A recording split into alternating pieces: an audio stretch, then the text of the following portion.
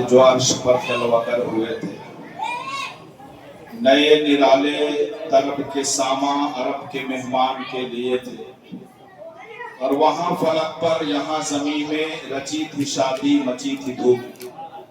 امام اہل سنت اعلیٰ حضرت، بچے لوگ کو سنبھالے تھوڑا، بالکل آؤٹ آف کنٹرول ہے۔ دیکھیں بادشاہ صاحب کہاں ہے؟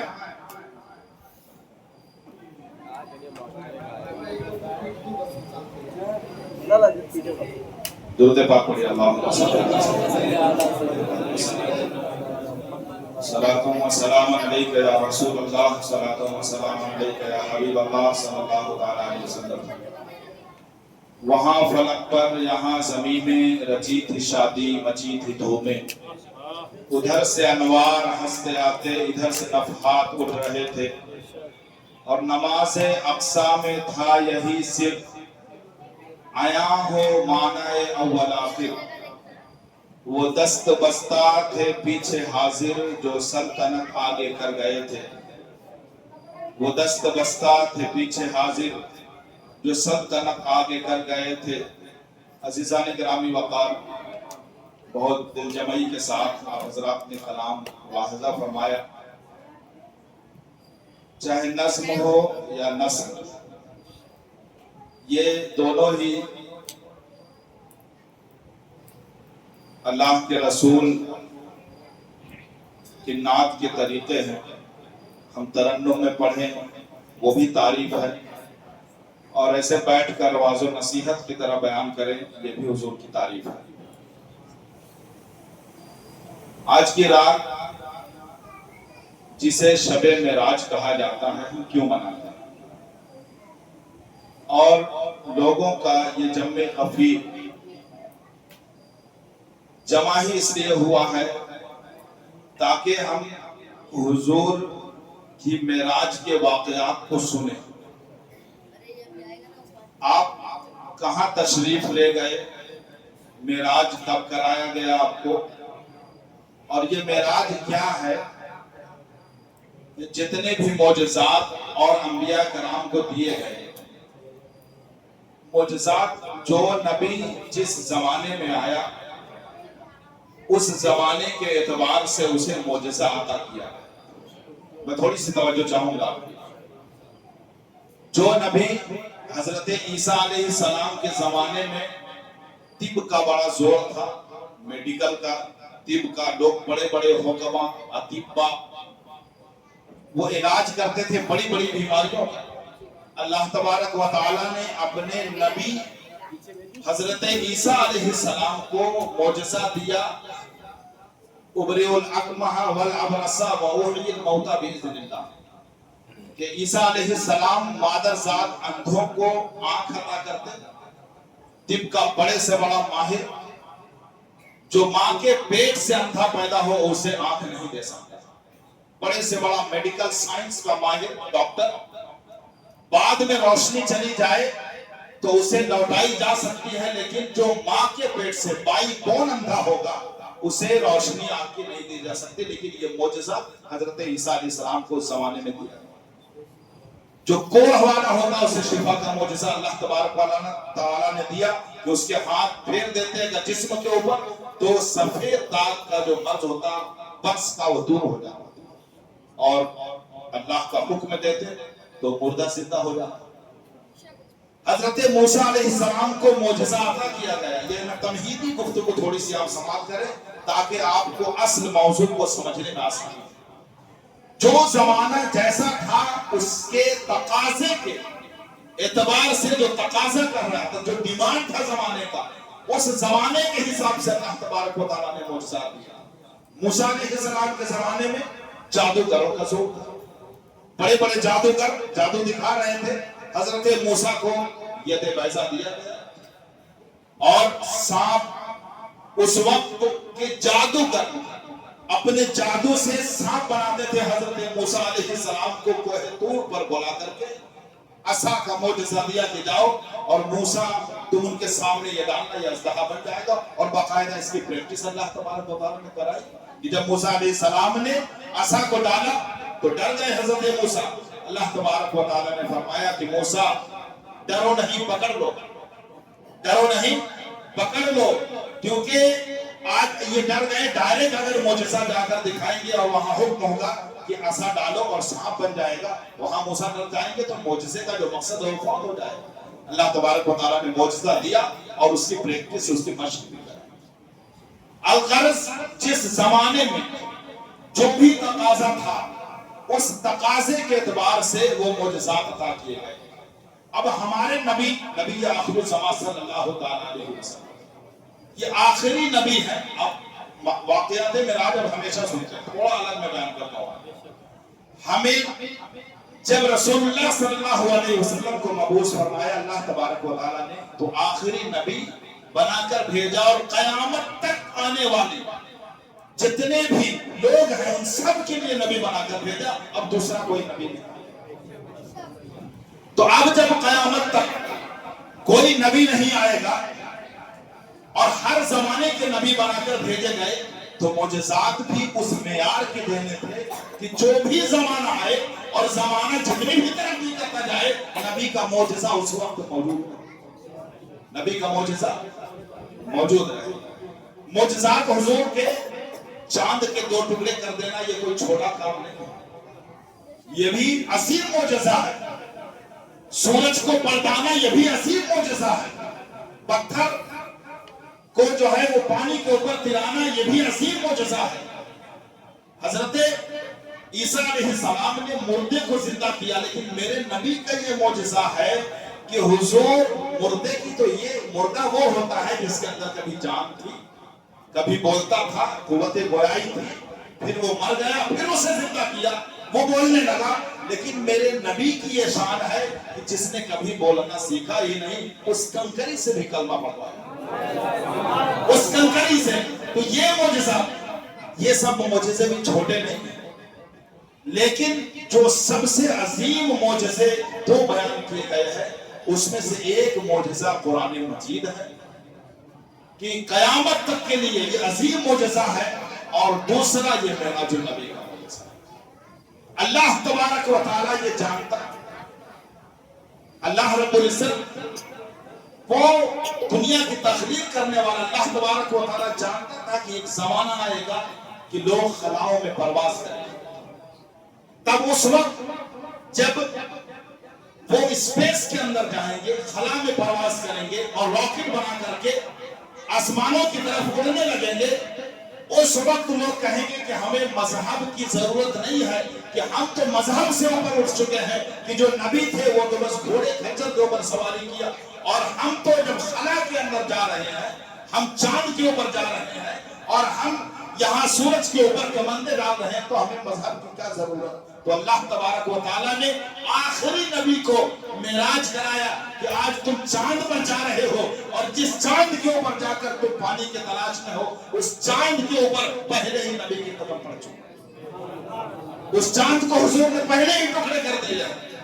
تو یہاں اس کے علاوہ آج اگر اسپیڈ ناپی جائے تو 1000 کلومیٹر کی رفتار سے پلینیں چلتی ہے، جاپان میں 700-800 کلومیٹر کی رفتار سے تو ٹرینیں چل رہی ہے۔ اس وقت کے زمانے میں اعتراض کیا گیا کہ اتنے کم وقت میں، اتنے کم و قلیل وقت میں نبی مکہ سے نکل کر آپ مسجد اقصیٰ بھی گئے، اور مسجد اقصیٰ سے 7واں آسمان، سدرۃ المنتہا اور لامکان اور جنت جہنم کا سیر کر کے واپس بھی تشریف لائے۔ یہ کیسے ممکن ہے؟ آج اس زمانے میں اعتراض بجا تھا، لیکن جس اسپیڈ کے ساتھ یہ زمانہ ترقی کرتا جا رہا ہے، جس رفتار کے ساتھ یہ زمانہ ترقی کے منازل طے کر رہا ہے، آج کچھ بھی کہنا بعید نہیں ہے کہ آج اسپیس ایکس جو ہے یہ ایسی میزائل بھی بنا رہی ہے جو منٹوں اور سیکنڈوں کے اندر ہزاروں اور لاکھوں کلومیٹر کے مسافت کو طے کر سکتے ہیں، اور بنائے گئے۔ تو آج جب دنیا چاند پر جا رہی ہے اور دنیا میں اسپیس کے اندر اپنے کرافٹ کو چھوڑ کر رکھا ہوا ہے، تو ایسے ترقی یافتہ دور میں کوئی کسی مذہب کو کیوں مانے، کوئی کسی مذہب کو کیوں فالو کرے؟ تو اللہ تبارک و تعالیٰ نے معراج، اور یہ علامہ اقبال کا جو شعر لکھتا میں نے پڑھا کہ سبق ملا ہے یہ معراج مصطفیٰ سے مجھے، کہ عالم بشریت کے ذن ہے کر دوں کہ یہ تمام سیارے جتنے پلانٹ ہیں سب سے اعلیٰ اور اوپر گئے ہیں حضور پاک صلی اللہ علیہ وسلم کہ عالم بشریت کے زد میں یہ جو گردوں ہے سیارے ہیں یہ عالم بشریت کے زد میں ہے، یہ سب کے اوپر حضور نکل چکے ہیں۔ تو آج ترقی یافتہ دور کے اندر اب ایک بات جو لوگ کہتے ہیں کہ حضور کو جسمانی معراج نہیں ہوئی، حضور کو اس اعتراض کا جواب بارہا دیا جا چکا، جسمانی معراج نہیں ہوئی بلکہ خواب میں معراج ہوئی ہے، حضور سو رہے تھے اور خواب میں آپ نے دیکھا۔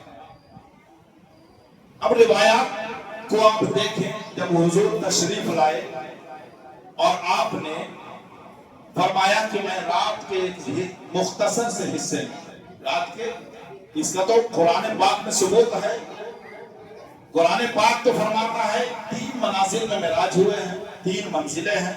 ایک منزل حضرت ام ہانی کے گھر سے، مسجد حرام جسے کہا گیا، مکہ سے وہ بیت المقدس مسجد اقصی، اور دوسری منزل وہاں سے لے کر کے سدرۃ المنتہا ہے، اور تیسری منزل سدرۃ المنتہا سے لامکہ ہے۔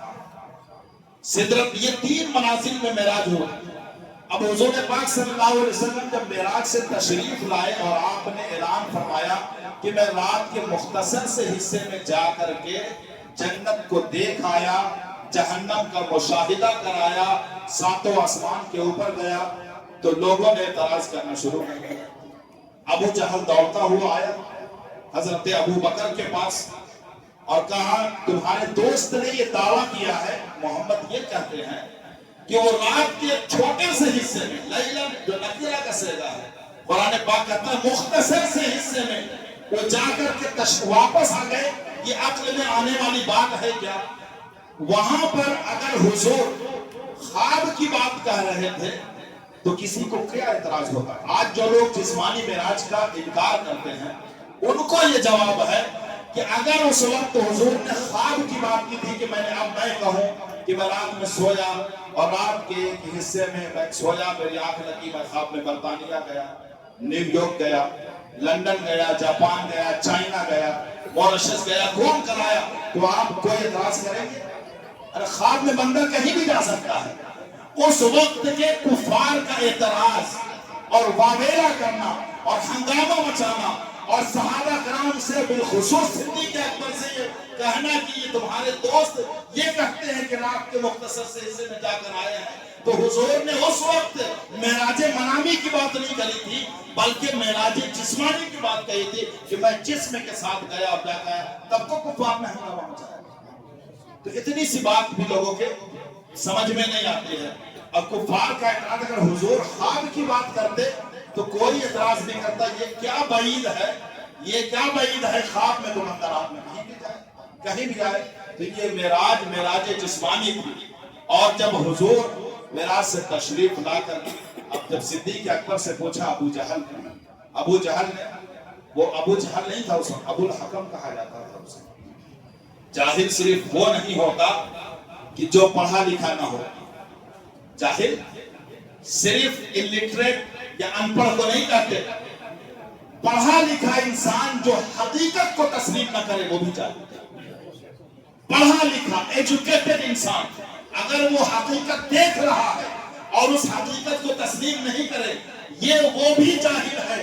اور یہ بات وہاں ثابت ہوئی کہ جب حضور کے معراج کی بات آئی تو ابو جہل جو اس وقت ابو الحکم تھا، ابو بکر صدیق نہیں تھے، ابو بکر تھے، اس وقت ابو الحکم جو ابو جہل بنا بعد میں، وہ جا کر صدیق اکبر سے جب کہا اس نے کہ ایسا کہتے ہیں، تو حضرت صدیق اکبر نے کہا کہ اگر حضور نے کہا ہے تو ہم صرف دل سے تسلیم کرتے ہیں کہ یقیناً یہ ہوا۔ اس وقت وہ حکمت والا کہلاتا تھا، لیکن اس وقت سے اس کا نام ابو جہل پڑا کہ جاہلوں کا باپ ہے، جاہلوں کا سردار ہے، اور اس وقت ابو بکر کا لقب صدیق پڑا کہ یہ سب سے بڑے سچے صدیق اکبر کا لقب پڑا اس وقت۔ تو جو حقیقت کو تسلیم نہ کرے، پڑھا لکھا انسان بھی اگر حقیقت کو تسلیم نہیں کرتا تو وہ بھی جاہل ہے۔ जाहिर सिर्फ अनपढ़ को नहीं कहते हैं। अब हजरत अबू बकर सिद्दीक ने कहा कि मैं तुम इसकी बात करते हो, मैं तो इससे बड़ी चीज पर जो है यकीन रखता हूं कि हुजूर ने फरमाया कि खुदा जो है खुदा है और हमने देखा नहीं उसे भी माना, हमने जन्नत को देखा नहीं उसे भी माना है, जहन्नम को नहीं देखा उसे भी माना है, मैदान महशर कायम होगा उसे भी माना है।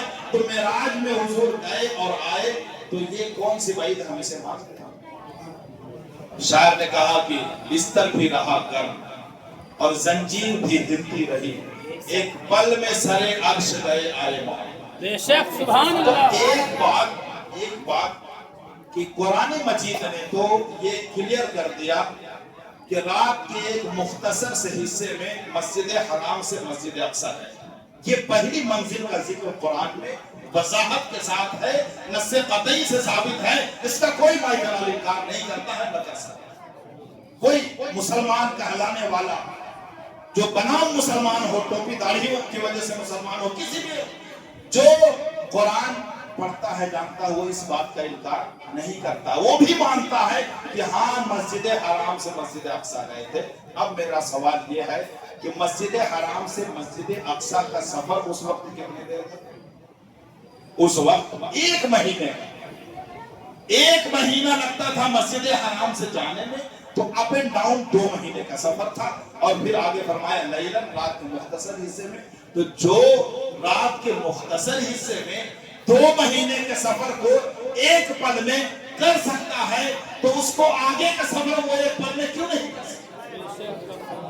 और करने वाला भी ये हुजूर ने सफर खुद नहीं किया, बल्कि अल्लाह तबारक व तआला ने अपनी तस्बीह से आवाज किया, सुब्हानल्लज़ी, पाक है। मुफस्सिरीन ने इसकी तफसीर में भी बयान किया है कि पाक है वो ज़ात, हर नक्स से पाक, हर ऐब से पाक, हर कमजोरी से पाक, वो पाक है उसके अल्लाह तबारक व तआला। और जब तस्बीह के जरिए बयान किया गया कि वो जात लेकर गई अपने खास बंदे को मस्जिद हराम से मस्जिद अक्सा, रात के मुख्तसर से हिस्से में, जिसके इर्द गिर्द हमने बरकत रखी ताकि अपनी अजीब निशानियां दिखा सकें। तो कुरान पाक ने यहां से यहां तक का नक्शा पहली मंजिल का खींचा कि मस्जिद हराम, हजरत जिब्रील अमीन तशरीफ लाए। जब हुजूर गमगीन होकर, रंजीदा खातिर होकर हजरत उम्मे हानी के घर में आराम फरमाते, हजरत जिब्रील को हुक्म हुआ। अब जिब्रील अलैहिस्सलाम की सूरत परवास का आलम क्या है? सूरत परवास का आलम क्या है कि हजरत जिब्रील अलैहिस्सलाम, हुजूर के बारे में कहते कि नहीं जा सकते, जो हजरत जिब्रील है उनकी परवास का आलम यह है कि यहाँ हजरत इस्माइल अलैहिस्सलाम के गर्दन के ऊपर छुरी चल रही है, और छुरी के चलने में और गर्दन के कटने में कितना वक्त लगता है। अल्लाह तबारक व तआला जिब्रील अमीन से कहता है कि जन्नत जाओ, मेला लो, इस्माइल को हटाओ, वहां लेटाओ। और हजरत जिब्रील अलैहिस्सलाम इस इतने से वक्फे में कि यहाँ छुरी गर्दन पे चलेगी, वहां हजरत जिब्रील जन्नत भी जाते हैं, मेंढा लेते हैं, हजरत इस्माइल को हटाकर लिटाते हैं और सभा भी वो मेंढा होता है। ये रफ्तार हजरत जिब्रील की है। हजरत यूसुफ को कुएं में डाला जा रहा है, तो कुएं में गिरने से पहले अल्लाह तबारक व तआला ने कहा जाओ एक पत्थर लेकर और उस पर बिठाकर आराम से जमीन में उतारो, मेरे यूसुफ को छोड़। बेशक। और वो रफ्तार है हजरत जिब्रील की कि वो आने वाहिद में पलक झपकते। ये तो जिब्रील अमीन की बात कर रहे हैं जो सिदरा के मकी हैं, जो फरिश्तों के सरदार हैं। आइए हजरत सुलेमान अलैहिस्सलाम के दरबार में, सुलेमान अलैहिस्सलाम ने जब तख्ते बिल्किस मलके सबा, तख्ते बिल्किस के बारे में कहा कौन है जो बिल्किस का तख्त मेरे पास लाकर हाजिर करे। जिन्नात ने कहा, जो जिन वहां पर बैठे थे, कि आप ये मजलिस बर्खास्त होने से पहले ये मजलिस खत्म होगी, सुबह का वक्त है, दोपहर में मजलिस हटती है, उससे पहले मैं हाजिर कर दूंगा। कहा इससे हजरत सुलेमान अलैहिस्सलाम ने कहा नहीं, इससे भी पहले लाना है, इससे भी पहले लाना है। हजरत सुलेमान अलैहिस्सलाम के उम्मती में एक वली है जिनका नाम मुफस्सिरीन ने आसिफ बिन बरखिया بتایا ہے کہ وہ فرماتے ہیں کہ میں اس سے بھی پہلے لا سکتا ہوں، اور یہاں اتنا کہنا تھا کہ وہ تخت جو ہے حضرت سلیمان علیہ السلام کے دربار میں حاضر تھا۔ وہ مہینوں کا سفر ہے، اور تخت بھی کوئی چھوٹا سا چپ نہیں ہے جو جیب میں ڈالا اور نکل گئے، بلکہ اس کے بارے میں ہے کہ کئی دروازوں کے اندر قید، اور کئی گز لمبا اور چوڑا تک ایک نبی نہیں بلکہ نبی کا امتی وہ پلک جھپکنے کی دیری میں اتنے دور سے تخت کو حاضر کرتا ہے، پھر تو حضور کے معراج میں جانے کے لیے کیا ہے۔